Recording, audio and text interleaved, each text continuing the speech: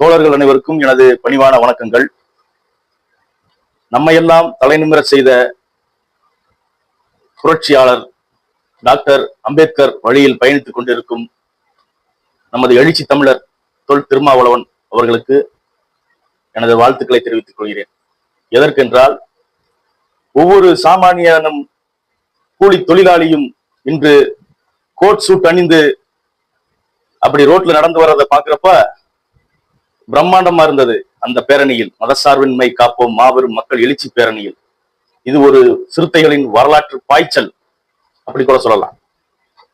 எந்த ஒரு தலைவன், எனக்கு தெரிஞ்சு தமிழ்நாட்டில் இல்லை, இந்தியா முழுவதிலும் கணக்கெடுத்து பார்த்தால் கூட அரசியல் தலைவர்கள் யாராவதும் இந்த முயற்சியை எடுத்ததில்லை என்று நான் பதிவு செய்துள்ளேன். அப்படி திருச்சியில இந்த மதசார்பின்மை காப்பும் பேரணியில பாக்குறப்ப லட்சோப லட்ச கணக்கான சிறுத்தைகள் கோட் சூட் அணிந்து வந்தாங்க. அதுவும் ஒரு வரலாற்று பாய்ச்சல், வரலாறுங்க இது. இப்படியாப்பட்ட வரலாறு வாய்ந்த சம்பவத்தை பண்ண நம்ம தலைவருக்கு வாழ்த்து சொல்லணுமா வேணாமா?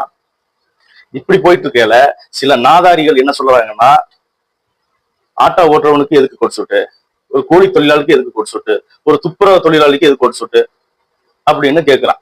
அட, இவனுக்கு என்னதான் தெரியும், இவனுக்கு என்னதான் பிரச்சனைன்னு நான் கேட்கிறேன். இந்த நாதாரிக்கு, நாங்க கோட் சூட்டு வாங்குறோம்னா நாங்க உழைச்சு ஒரு மாச சம்பளத்தை தாங்க இதுக்குன்னு ஒதுக்கி இந்த கோட் சூட்டை வாங்கி நாங்க போட்டுக்கிறோம்.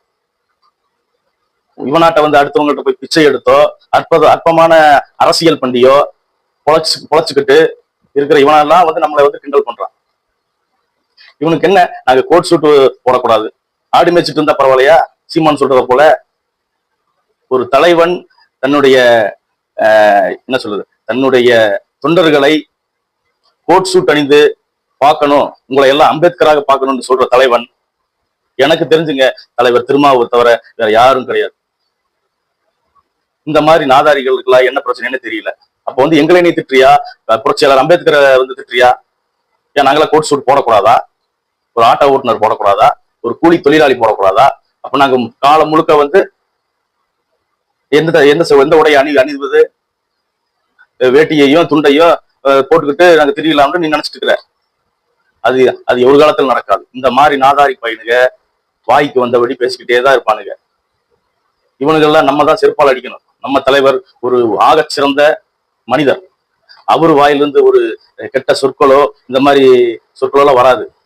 ஆகையால் தோழர்களே, இந்த மாதிரி நாதாரிகளை நாம் தான் திருத்த வேண்டும்.